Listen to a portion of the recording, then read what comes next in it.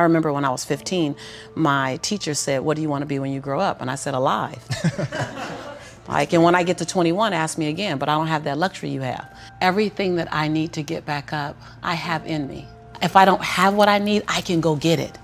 And once I figured that out, the world was my playground. The question was just, where do I go get it? I don't know about that. Where do I go get it? I didn't have a background where studying was natural for me. But when I realized that if I go study something and I learn it, I own it, it's mine now, man, it was crazy because all through school I struggled. The last time I took an English class, my English teacher told me I was the weakest writer she ever met in her entire life. Lovely. Yeah, lovely. And the same year I took a speech class, and my speech teacher, he said, quote unquote, "Miss Nichols, I recommend you never speak in public, that you get a desk job." Oh.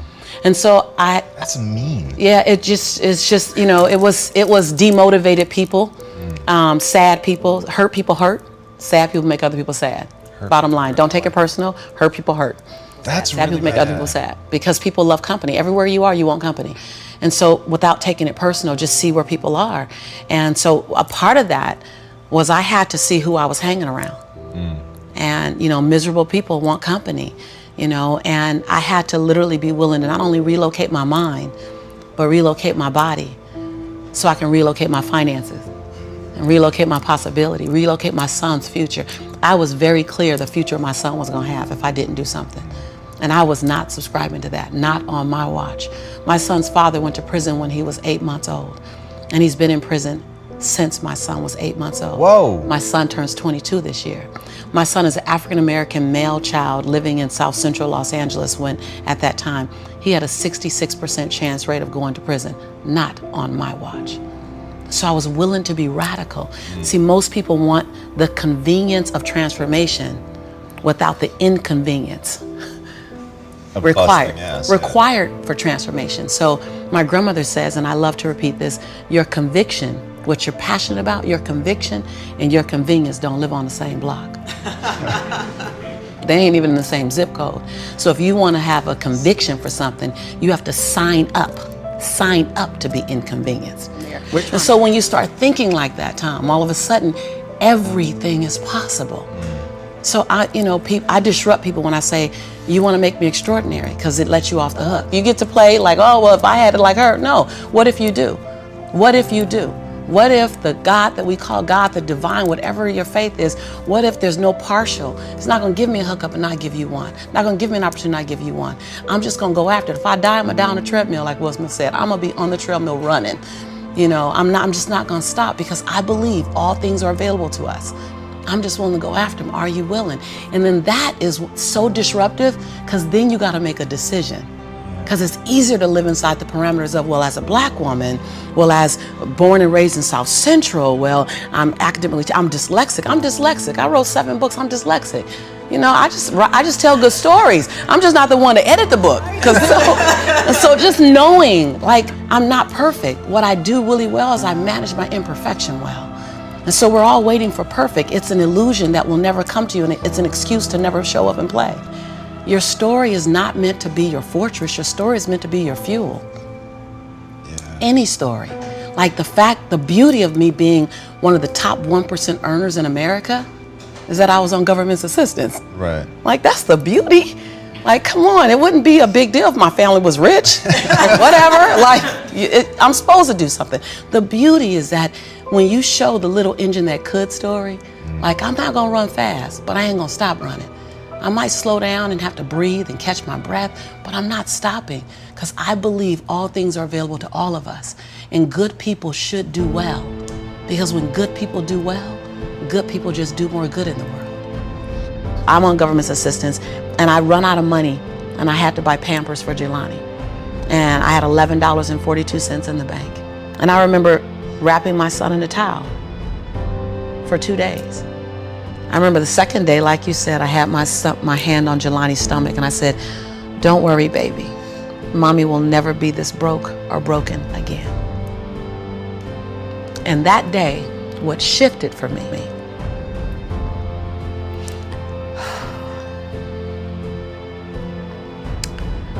was I was willing, and I don't know if this is going to sound crazy, I was willing to completely die to any form of me that I had been, so that I can birth the woman that I was becoming.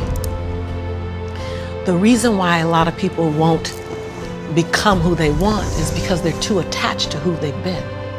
And you hear it all the time when people say, I've always been this way. Okay, well, if that's working for you, keep doing that.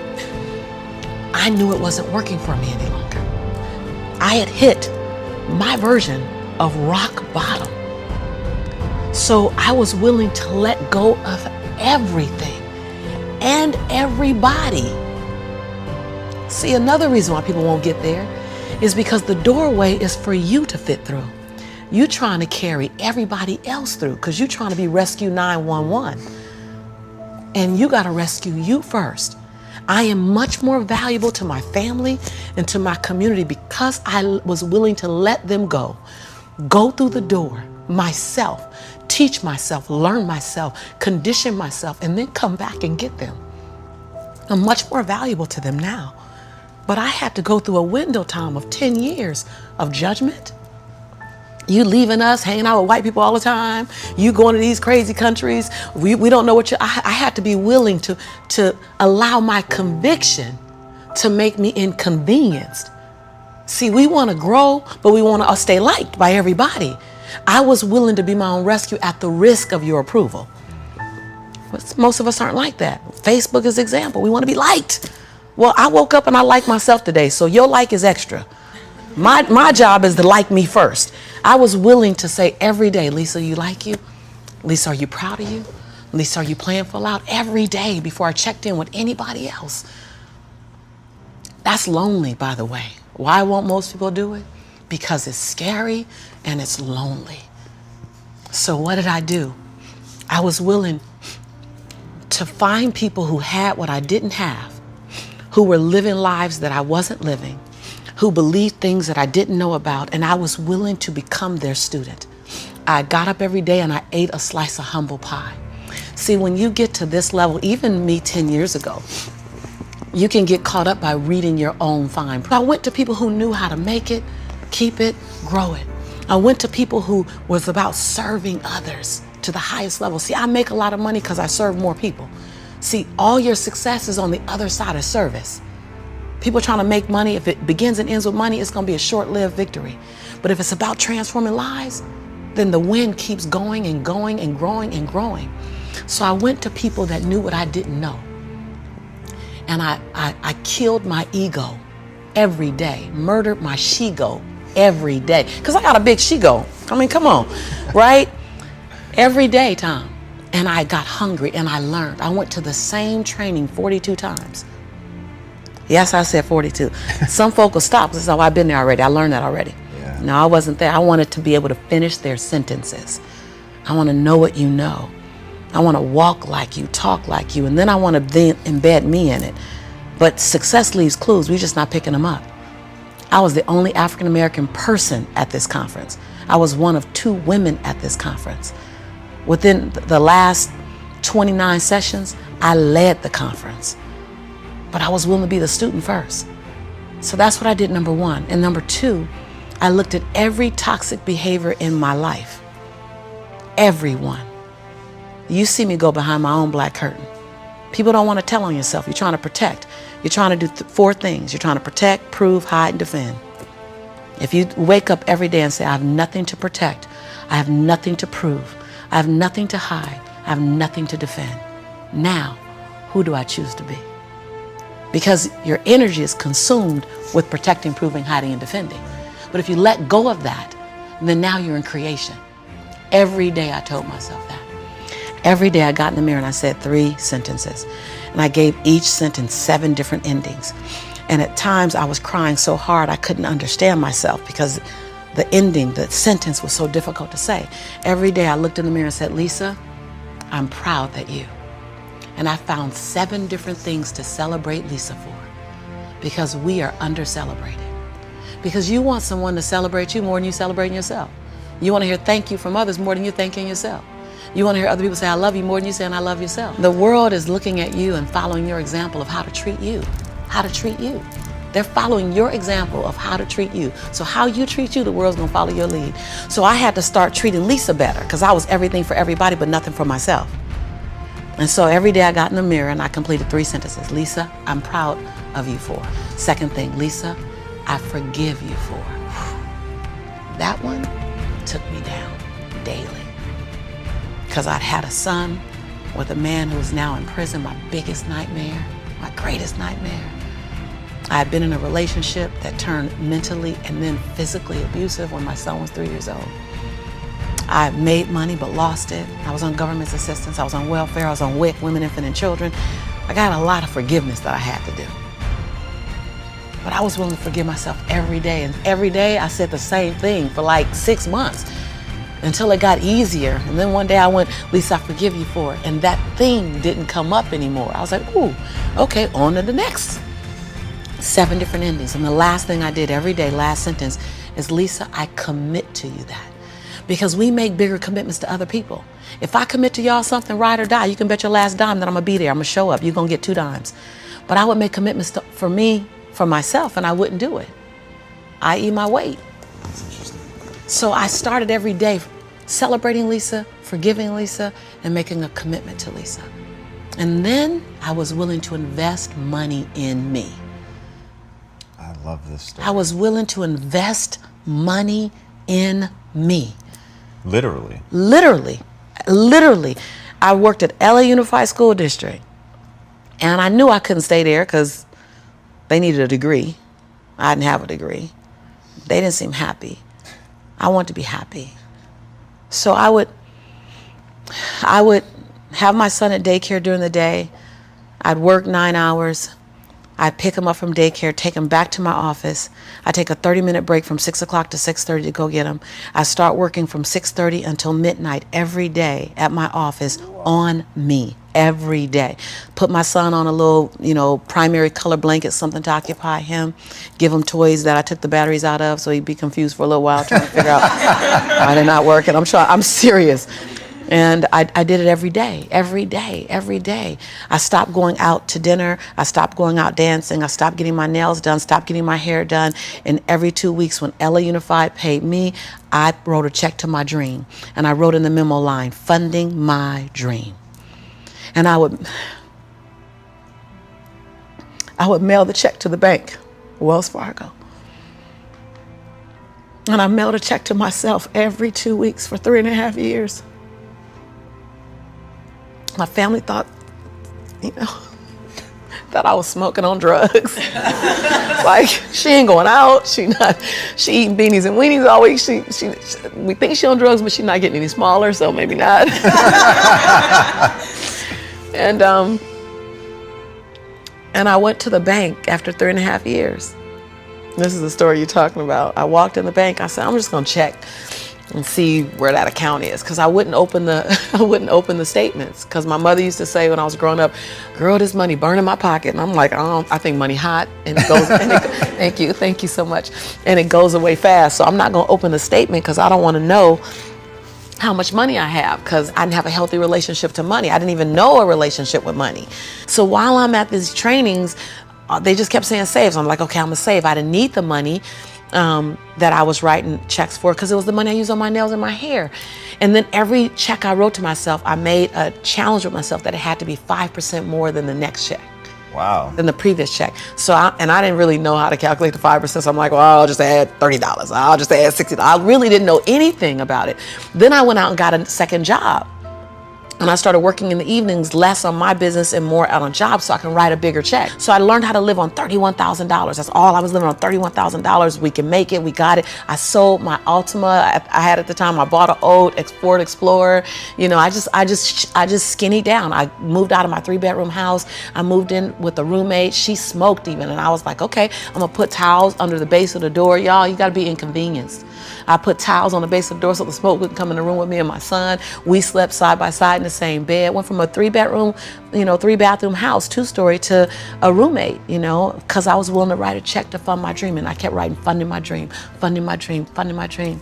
And I walked in the Wells Fargo 3.5 years later, and I gave her my name. I said, hi, my name is Lisa Nichols. And she's like, you the funding my dream lady. I was like, Yeah. So all these tellers came running around. The manager came around because I guess everybody had processed a check or two. Right. And they were like, we all been wondering, like everybody wants to know, what's the dream you funded? And I was like, I don't know, but it's gonna cost some money. I think I got a little money now to fund the dream. And so I said, I just came to get my balance and to see where it is because I haven't opened any of the statements. They were like, what? I said, no, I haven't opened any of the statements because money burns my mama's pocket, so it might burn my pocket, so I don't want to spend it. So she wrote the balance down. You know how they write the balance down, and she turned it and passed it to me, and I looked at it, and I said, no, ma'am, my name is Lisa Nichols. This is my social security number. I don't even want that money because y'all gonna want it back and I don't want to get in trouble. So can you just give me my account? You know, because I didn't know anyone in my family that had $5,000 in their account, $10,000 in the account. So when you write down that I have $62,500 in my account, that's not mine. And so they all teared up, like everybody started crying. They're like, no, it's yours. I looked down at my son, Jelani, who was 5 years old now, and I said, Jelani, I think life is going to change for you and mommy. My son said, Mommy, can we finally go to McDonald's now? So, because I've been making them homemade Big Macs for a while. I was like, Mama can make you a better Big Mac than, Ronald McDonald.